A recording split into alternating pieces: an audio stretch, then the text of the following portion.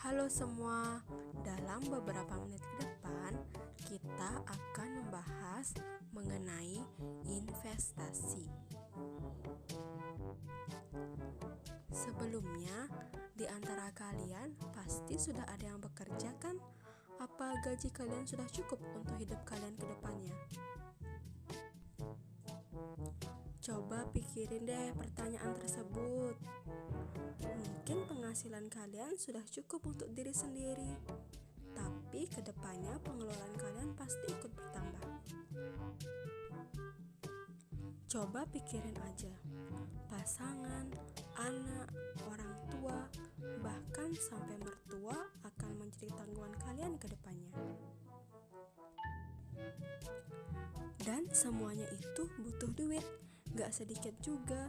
Nyekolahin anak, liburan, nyicil rumah, biaya kesehatan lagi kalau misalnya kalian ternyata kedepannya gak sehat. Butuh duit berapa itu kira-kira semuanya? Tapi ya memang faktanya kayak gitu. Susah juga buat dihindari. Rawat kebutuhan kalian akan uang itu kian meningkat beriringan dengan fase kehidupan kalian. Dan ketika semua kebutuhan kalian yang tadi aku sebutin itu jadi nyata, apa penghasilan plus tabungan kalian itu cukup untuk semua itu? Di video ini kalian akan belajar gimana caranya buat bersiap-siap ngadepin masa penuh tanggung jawab tersebut. Di sini kita akan bahas mengenai investasi, mulai dari apa itu investasi, kenapa itu penting, dan gimana caranya supaya kalian berinvestasi secara tepat dan aman. Oke, kita lanjut. Sebenarnya apa sih itu investasi? Nah, kalau misalnya kita mengacu ke Andrew Standalilin, seorang investment analyst, di bukunya tentang analisis investasi dan manajemen portofolio, investasi itu adalah komitmen atas sejumlah dana atau sumber daya lainnya yang dilakukan pada saat ini dengan tujuan memperoleh sejumlah keuntungan di masa yang akan datang. Oke, biar nggak pusing-pusing ngertiin, sederhananya investasi itu sebuah kegiatan kita mempersiapkan dana atau sumber daya lainnya sekarang untuk mendapatkan untung di masa depan. Coba pikirin deh, dari penjelasan barusan, kenapa banyak orang yang berbondong-bondong mau investasi? Ya jelas, karena ada potensi untungnya guys. Maka dari itu kalian harus mikirin secepatnya sekarang juga tentang investasi kalian bisa dimasukin kemana. Kenapa? Karena semakin kalian tunda berinvestasi, harta kalian semakin terancam nilainya. Artinya, nah gini, buat ngerti pernyataan barusan, sebelumnya kalian harus mengerti soal inflasi. Apa sih itu inflasi?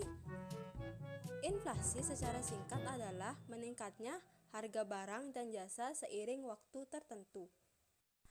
Ngejelasin inflasi ini paling enak pakai contoh. Kalian ingat nggak tahun 2000-an harga mie instan itu berapa?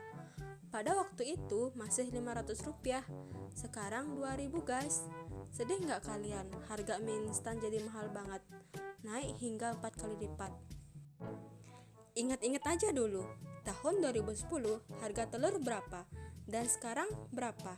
Harga servis motor juga naik, dan harga barang juga naik.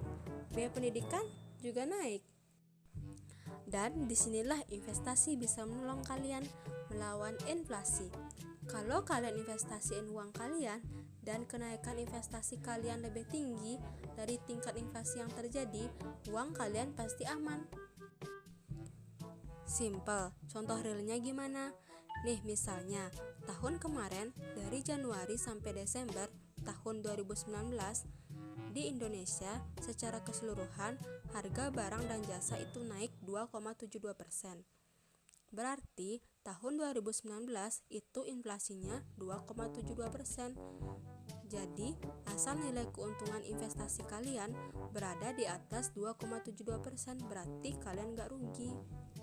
Jadi aset-aset yang kayak gimana yang bisa dipakai buat investasi? Nah, aset yang sering digunain untuk investasi itu ada dua. Ada aset real dan aset finansial. Apa bedanya aset real sama aset finansial? Kalau aset real itu aset yang berwujud, contohnya kayak emas, rumah, dan tanah. Ini bisa juga dipakai sebagai alat investasi. Biasanya, barang-barang yang orang bilang worth it buat dipertimbangin itu untuk investasi adalah barang-barang yang harganya diprediksi naik setiap tahunnya. Nah, yang tadi itu di aset real. Kalau misalnya kita ngomongin di aset finansial, berarti kita ngomongin meningkatnya aset atau harta yang kita punya di surat berharga. Nah, surat berharga ini contohnya apa? Contohnya kayak saham, obligasi, dan lain-lain. Nah, karena aset finansial ini biasanya masih kurang akrab di telinga beberapa orang, sekarang kita akan secara khusus ngejelasin investasi aset finansial. Kita akan bahas 3 aset finansial yang biasanya orang pertimbangin untuk investasi. Yang pertama ada saham. Saham merupakan secari kertas yang menunjukkan kepemilikan perusahaan. Oke, itu tadi yang pertama. Next, yang kedua itu obligasi. Obligasi adalah surat utang yang diterbitkan oleh entitas pemerintah atau perusahaan dengan jangka waktu tertentu. Nah, lalu yang ketiga ada reksadana. Nah, apa ini reksadana? Kalau misalnya kita mengacu ke OJK, Otoritas Jasa Keuangan, di POJK 23 tahun 2016, reksadana ini didefinisikan sebagai wadah yang digunakan untuk menghimpun dana pemodal untuk selanjutnya diinvestasikan ke portofolio efek oleh manajer investasi.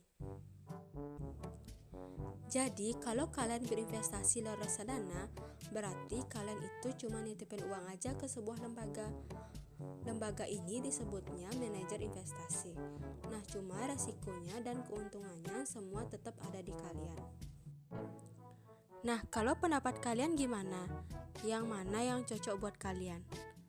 Nih, kalau menurut aku, kalau kalian sebelumnya belum pernah invest sama sekali, coba deh reksadana. Kenapa reksadana? Yang pertama, duit kalian akan diurus sama orang yang emang udah berpengalaman, yaitu manajer investasi. Berinvestasi itu mau nggak mau kalian ngambil resiko, uang kalian bisa jadi hilang. Akan bertambah menjadi beresiko kalau misalnya kalian nggak tahu apa-apa. Nah, jadi kalian kalau nggak ngerti soal gimana mengelola investasi, ya serahin aja ke orang yang udah ahli. Asal kalian bisa milih manajer investasi yang terpercaya dan kalian sendiri benar-benar tahu tujuan investasi kalian. Nah, yang kedua, uang kalian bisa diambil dan dimasukin kapanpun. Karena di reksadana nggak ada minimal waktu penyimpanan, nggak kayak obligasi atau deposito. Jadi kalau misalnya kalian butuh duit nih, nah kalian tinggal hubungin manajer investasi kalian. Nah, alasan yang ketiga, karena keuntungannya nggak dipotong pajak. Beberapa aset finansial itu kena pajak. Obligasi misalnya, keuntungannya harus dipotong pajak. Nah, kalau ini, jelaskan ya kenapa ini bisa jadi kelebihan. Dan yang keempat, sangat terjangkau. Dana awal buat investasi di reksadana ini relatif kecil banget. Kalau misalnya dibandingin sama investasi yang lain, misalnya emas dan tanah, itu dananya gede banget. Nah, kalau misalnya di reksadana, kalian cuma butuh uang 100.000, udah murah, bebas biaya beli dan jual. Gila, untungnya banyak banget kan? Kelihatan gak tuh keuntungannya kayak gimana? Jadi, sebelum kalian start masukin duit ke reksadana, kita harus paham dulu nih soal keamanan, tips investasi yang aman. Spesifiknya, langkah-langkah apa saja buat mastiin kalau misalnya kalian berinvestasi di tempat yang tepat. Yang pertama, pastiin jasa investasi yang kalian pakai terdaftar di OJK atau Otoritas Jasa Keuangan. Kalau misalnya udah terdaftar di OJK, udah hampir pasti tempat tersebut aman dan bukan tempat investasi bodong. Oke, itu yang pertama. Yang kedua, perhatiin identitas perusahaannya. Kalau nama perusahaannya nggak jelas, kalian jadinya nggak bisa cross check. Dan selain itu, kalian harus cek alamat kantor dari perusahaan tersebut. Yang ketiga, khususnya untuk investasi reksadana, pastikan kalian berurusan dengan agen yang memiliki izin Warped dan bekerja untuk perusahaan yang punya izin Apert. Wait, apa pula nih WAPET dan APET? Itu apaan? Nah, WAPET ini adalah singkatan dari Wakil Agen Penjual Efek Reksadana. Nah, jadi WAPET ini orang atau agennya yang udah dikasih izin sama OJK untuk melakukan transaksi reksadana. Sedangkan APET itu adalah perusahaannya yang juga harus dikasih izin oleh OJK. Nah, sekian penjelasan saya mengenai investasi. Semoga informasi ini bermanfaat dan bisa menambah ilmu pengetahuan ya. Tunggu apa lagi? Mulailah mempersiapkan masa tua kalian dengan berinvestasi. Dan jangan lupa bagi kalian yang sudah menonton video ini untuk